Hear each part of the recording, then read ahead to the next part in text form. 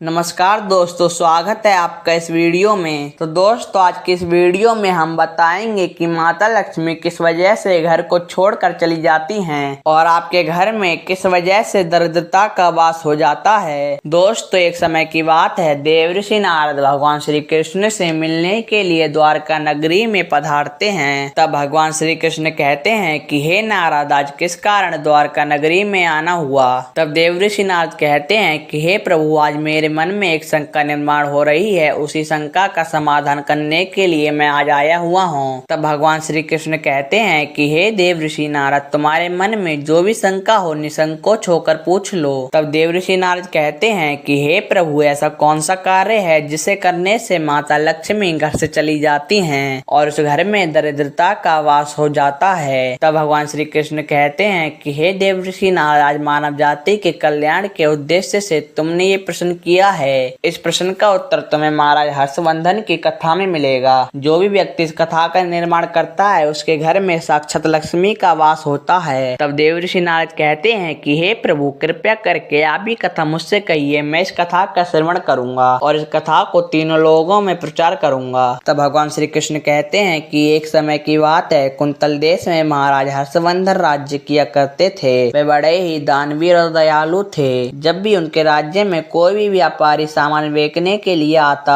और सुबह से शाम तक उसका सामान नहीं बिकता, तब महाराज शाम को अपने सैनिकों को राज्य घूमने के लिए भेजते थे और किसी भी व्यक्ति का सामान नहीं बिकता तो उस सामान को महाराज हर्षवर्धन खरीद लिया करते थे, जिस कारण कोई भी व्यापारी उनके राज्य से खाली हाथ ना जा सके। एक बार ये बात धर्म के राजा को पता चल जाती है। तब धर्म के राजा महाराज के राज्य में एक साधु का वेश बदल कर आते हैं और अपने साथ एक पोटली लाते हैं जिसमें ढेर सारा कूड़ा कचरा था। सुबह से शाम हो जाती है लेकिन कोई भी व्यक्ति उनका सामान नहीं खरीदता। तब हर शाम की तरह महाराज अपने सैनिकों को घूमने के लिए भेजते हैं। तब वह सैनिक देखते हैं कि एक साधु को सुबह से शाम हो गई लेकिन किसी भी व्यक्ति ने उनका सामान नहीं खरीदा। तब वे उस साधु के पास जाकर कहते हैं कि हे महात्मा, क्या आप इस राज्य में नए आए हो? आप इस पोटली में ऐसा क्या लाए हो जिस कारण किसी भी व्यक्ति ने आपका सामान नहीं खरीदा? अब हमें इसका मूल्य बताइए, ये सामान हमारे राजा खरीदेंगे। तब वह साधु कहता है कि इस पोटली में कूड़ा कचरा है जिसका मूल्य 1000 स्वर्ण मुद्राएं हैं। तो राजा के सैनिक हंसते हंसते कहते हैं कि ये क्या पागलपंती है, आप कूड़ा कचरा बेच रहे हो, वो भी 1000 स्वर्ण मुद्राओं में। तब वह साधु कहता है कि मैंने तो सुना है कि यहाँ के राजा बड़े ही दानवीर हैं, वह किसी भी व्यापारी को खाली हाथ नहीं जाने देते, लेकिन यहाँ आकर पता चला कि ये सब बातें तो झूठी हैं। तब राजा के सैनिक कहते हैं कि हे साधु, तुम ये कैसा कह सकते हो? हमारे महाराज के बारे में तुमने बिल्कुल सही बात सुनी है, वह किसी को भी यहाँ से खाली हाथ नहीं जाने देते। तब उनमें से एक सैनिक महाराज के पास जाकर उस साधु की बात बताता है। तब महाराज कहते हैं कि कूड़ा कचरा, वो भी 1000 स्वर्ण मुद्राओं में, कम से कम मूल्य लगाकर वह सामान खरीद लो। तब वह सैनिक साधु के पास जाकर कहता है कि हमारे महाराज ने इसका मूल्य 200 स्वर्ण मुद्राएं लगाई हैं, अगर तुमको बेचना हो तो बताओ। तब वह साधु कहता है कि मैं तो ये 1000 स्वर्ण मुद्राओं में ही बेचूंगा। तब सैनिकों ने वह कूड़ा 1000 स्वर्ण मुद्राओं में खरीद लिया।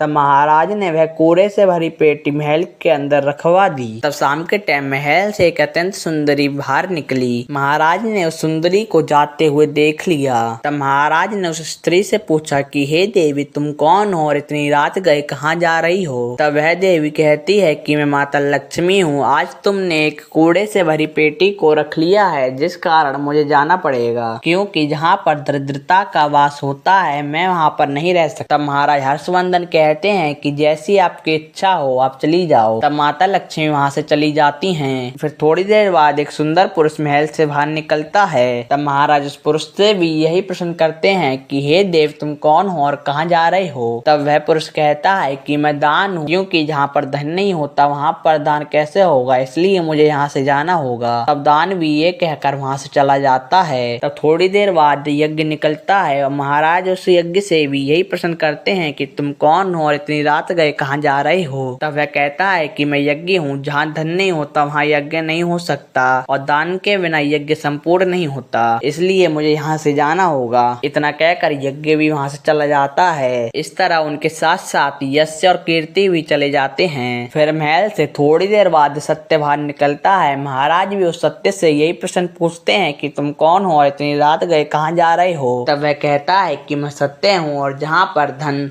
दान, यज्ञ, यश, कीर्ति नहीं होते वहाँ पर मैं नहीं रह सकता। तब महाराज हर्षवर्धन कहते हैं कि ये सत्य, तुम्हारी खातिर तो मैंने धन, दान, यज्ञ, यश सबको त्याग दिया, लेकिन आप मुझे ही त्याग कर जा रहे हो। तब सत्य कहता है कि चलो ठीक है, मैं नहीं जाता, लेकिन सत्य के रहते हुए धन, दान, यश, यज्ञ, कीर्ति भी आदि आ जाते हैं। तो दोस्तों इसीलिए कहा जाता है कि सत्य से हम सब चीज जीत सकते हैं। अगर दोस्तों आपको वीडियो अच्छी लगी हो तो वीडियो को लाइक करके कमेंट सेक्शन में हर हर महादेव और जय हरि विष्णु जरूर लिखें और साथ ही चैनल को सब्सक्राइब करें और मिलते हैं नई अमेजिंग वीडियो के साथ।